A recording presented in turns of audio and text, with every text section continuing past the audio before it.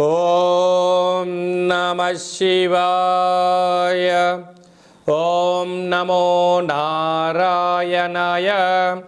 కర్మ నివారణ నరదృష్టి నివారణ కాళభైరవాయ నమో నమః. ఓం దిగంబరాయ విద్మహే అశ్వవాహనాయ ధీమహి తన్నో కాళభైరవ ప్రచోదయాతు. హరి ఓం.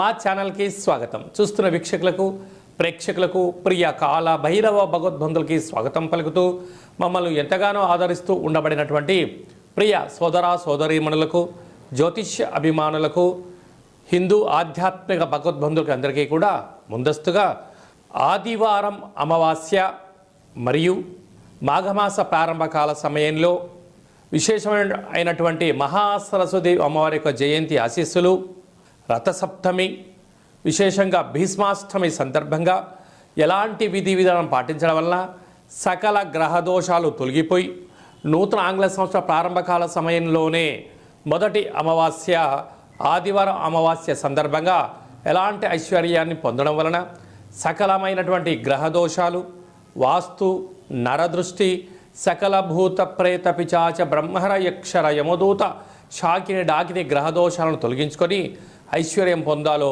తెలుసుకుందాం.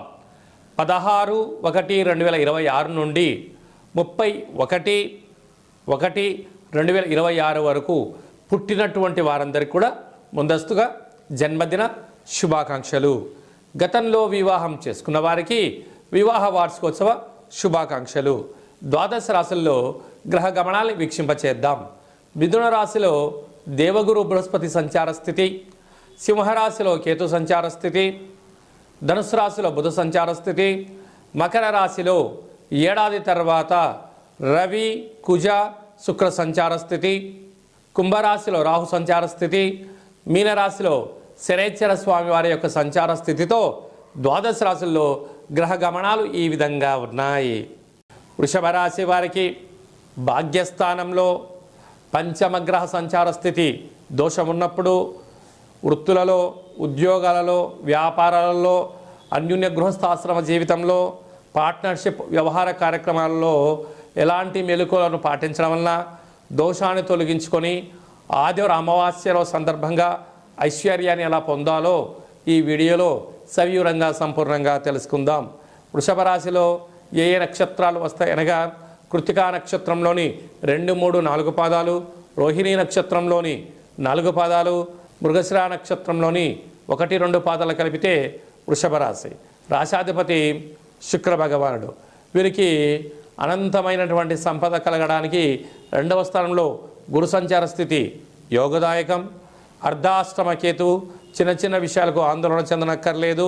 అలాగనే అష్టమ బుధుడు, బ్యాంకు లావాదేవీలు, ఒప్పందాలు అంటే రాతకోతల విషయాల్లో ఎల్లో జాగ్రత్తగా ఉండాలి. అదే కాకుండా 18వ తారీఖున ఆదివారం అమావాస్య, 19, 20వ తారీఖున పంచమగ్రహ కూటమి భాగ్యస్థానంలో ఉంటుంది కనుక ప్రధానంగా ప్రేమికులు చాలా జాగ్రత్తగా ఉండాలి. భార్యాభర్తల మధ్య అన్యోన్యత అవసరం. గొడవలకు దూరంగా ఉండి తీరాలి.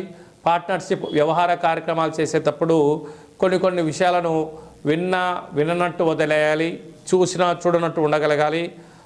మాటలు మాట్లాడేటప్పుడు ఎంతో ఆచితూచి మాట్లాడగలగాలి. కనుక ఇలాంటి కాల సమయంలో దూరావాయు జల ప్రయాణాలు పెట్టుకోవద్దు. గృహంలో మౌనంగా ఏకాగ్రతగా ధ్యానం చేసుకోవడం, దేవతారాధనలో కార్యక్రమాన్ని గడపగలిగినట్లయితే సకల దోషాలు తొలగించుకోవచ్చు. అదే కాకుండా ఈ తెల్ల జిల్లేడు యొక్క పుష్పాలు చాలా తెల్లగా ఉంటాయి. అలాంటి వృక్ష దేవతను చూసుకొని అక్కడ ఒక నారికేల దీపాన్ని పెట్టడం, వీలైతే ఆ యొక్క వేర్ను పెకిలించి వాటికి మంచిగా విభూదిని, చందనాన్ని పూసి ఒక లక్ష్మీ గణపతి హోమాన్ని చేసి ఇంట్లో పెట్టుకున్నట్టయితే అపార కుబేర తత్వము మీ సొంతమవుతుంది. అదే కాకుండా హోటల్ వ్యాపారస్తులు, వ్యవసాయ సోదరీమణులు, సాఫ్ట్వేర్ రంగంలో ఉండబడిన వారు, హార్డ్వేర్ రంగంలో ఉండబడిన వారు, రాజకీయాలుగా ఉండబడిన వారు, సినిమా రంగాల్లో ఉండబడిన వారు, ఫేస్బుక్, వాట్సాప్ క్రియేటివిటీ రంగాలుగా ఉండబడిన వారు ఎంతో జాగ్రత్త అవసరం అని చెప్పి జ్యోతిర్విజ్ఞానం తెలియచేస్తుంది. కనుక ఆదివారం అమావాస్య పంచగ్రహ కూటమి సందర్భంగా దోషాలను తొలగించుకొని ఐశ్వర్యం పొందుతూ ఆనందకరమైన జీవితం పొందడానికి అన్ని ప్రయత్నాలు చేసుకోవాల్సిందిగా చిన్న విన్నపం.